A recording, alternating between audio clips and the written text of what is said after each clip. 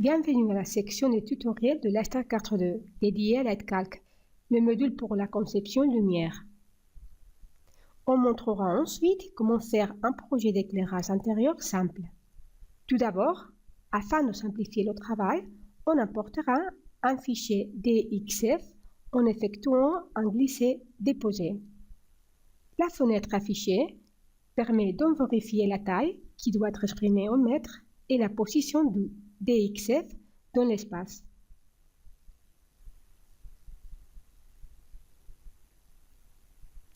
Pour faciliter les opérations graphiques, le logiciel vous permet d'utiliser simultanément plusieurs points de vue. Cliquez sur l'icône intérieur avancée pour commencer à dessiner la pièce en calquant directement le DXF à l'aide de la souris.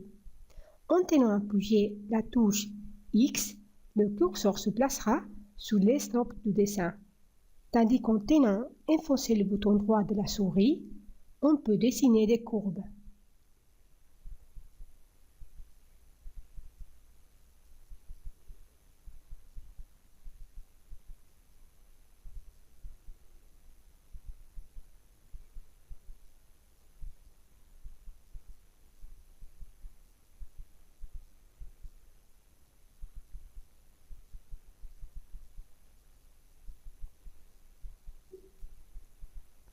Cliquez puis sur la touche Entrée pour fermer la pièce. Une fenêtre s'ouvrira automatiquement pour que vous puissiez définir les caractéristiques de la pièce. Cliquez sur la case couleur où l'on peut choisir la couleur qui est toujours liée à des réflexions par défaut.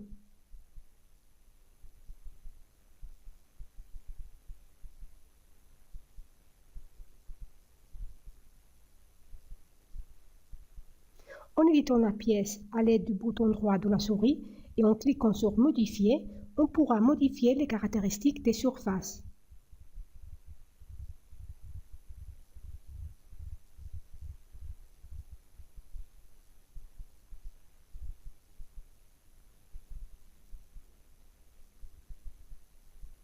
Créer des nouveaux matériaux.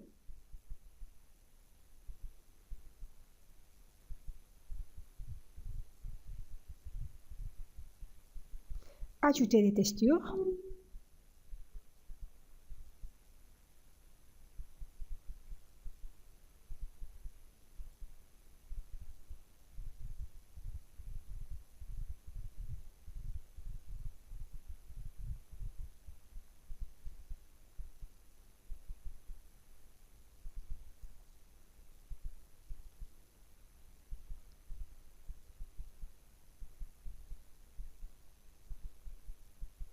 Changer l'échelle au besoin.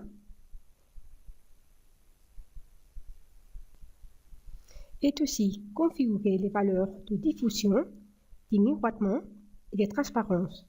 Dans ce cas, nous avons attribué au plancher des caractéristiques du parquet.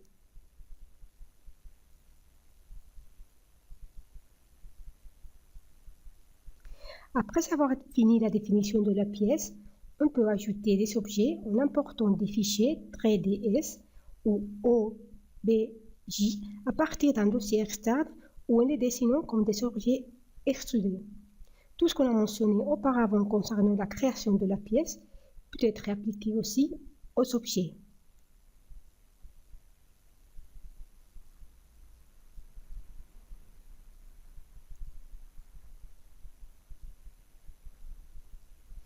Pour corriger une erreur, il suffit de cliquer sur la touche d'effacement arrière.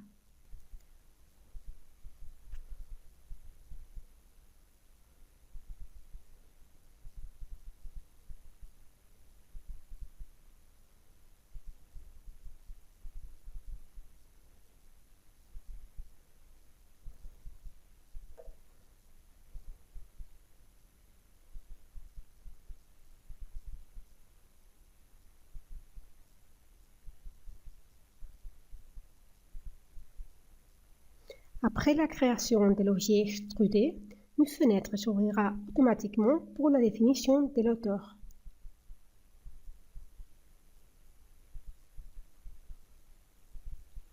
L'objet sera positionné par défaut au niveau du plancher.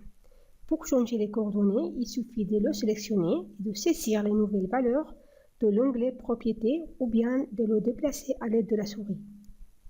Tout comme pour les pièces, en cliquant à l'aide du bouton droit de la souris sur le nom de l'objet et d'après sur Modifier, on pourra éditer et modifier les caractéristiques des surfaces. Après l'avoir sélectionné, chaque surface sera affichée pointillée. Dans ces cas-ci, nous allons créer un nouveau matériau en attribuant au plan de notre bureau les caractéristiques du verre. Il faut donc changer la couleur, la transparence, la diffusion et les miroitements.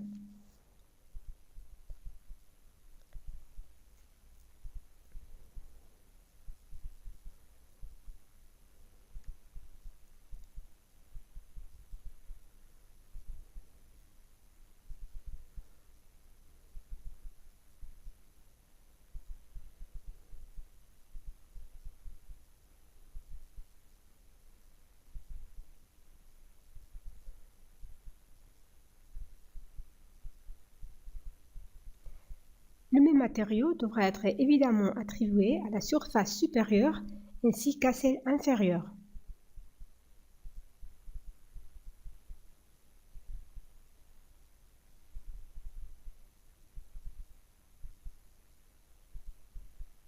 On peut aussi choisir les objets et meubles parmi ceux disponibles dans la bibliothèque du programme à l'aide de la fonction Glisser-Déposer. Dans ce cas-ci, nous allons ajouter des chaises de bureau.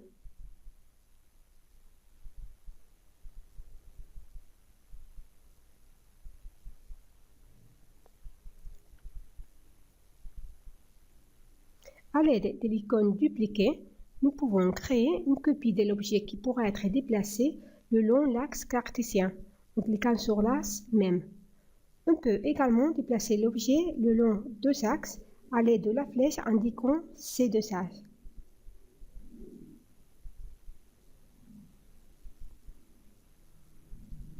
L'icône tourner, placée à droite du dessin, permet d'effectuer la rotation de l'objet autour d'un axe à la fois.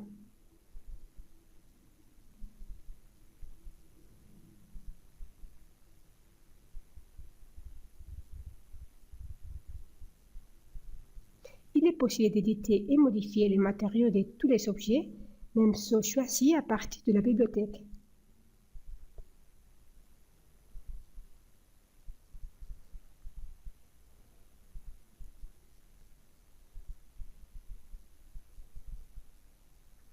On peut maintenant ajouter les luminaires automatiquement à l'aide de l'icône Ajouter luminaire par groupe. Il est littéralement possible de les ajouter à l'aide de la fonction Glisser-Déposer à partir des modules du programme ou d'un dossier externe. Ensuite, il faut saisir la valeur d'éclairement moyen désirée et cliquer sur le bouton OK. Les luminaires seront ainsi positionnés automatiquement dans la pièce.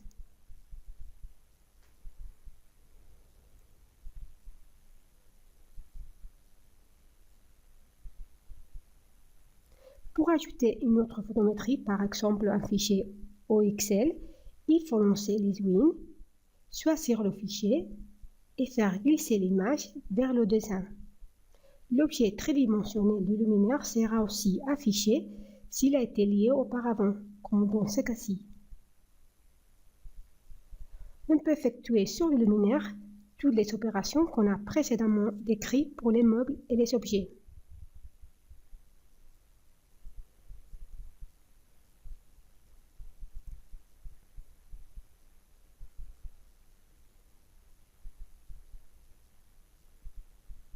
Pour afficher le solide photométrique, il suffit de sélectionner l'option Solide photométrique dans le menu Afficher.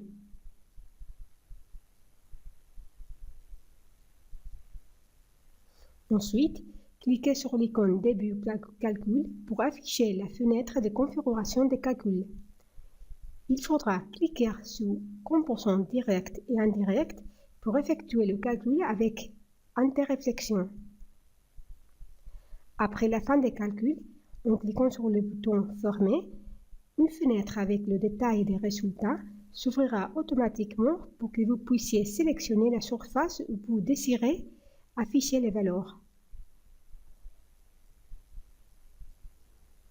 À l'aide de la vue perspective, on peut encadrer l'image afin de faire un rendu graphique. Appuyez simultanément sur la touche Alt sur le bouton gauche de la souris pour activer la rotation de la pièce.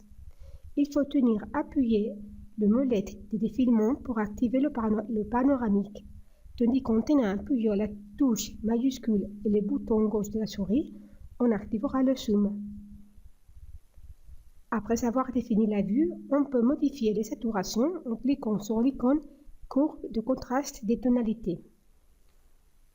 Il suffit de cliquer sur l'icône rendu graphique avec Ray Tracing pour créer un rendu graphique.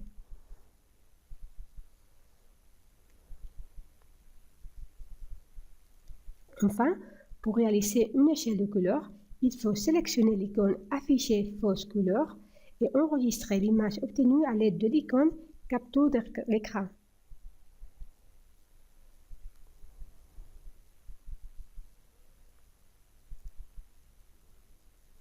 Après avoir réalisé toutes ces opérations, le projet peut être imprimé en sélectionnant l'option Impression disponible dans le menu Fichier. De la fenêtre affichée, on pourra visualiser aussi l'aperçu avant impression.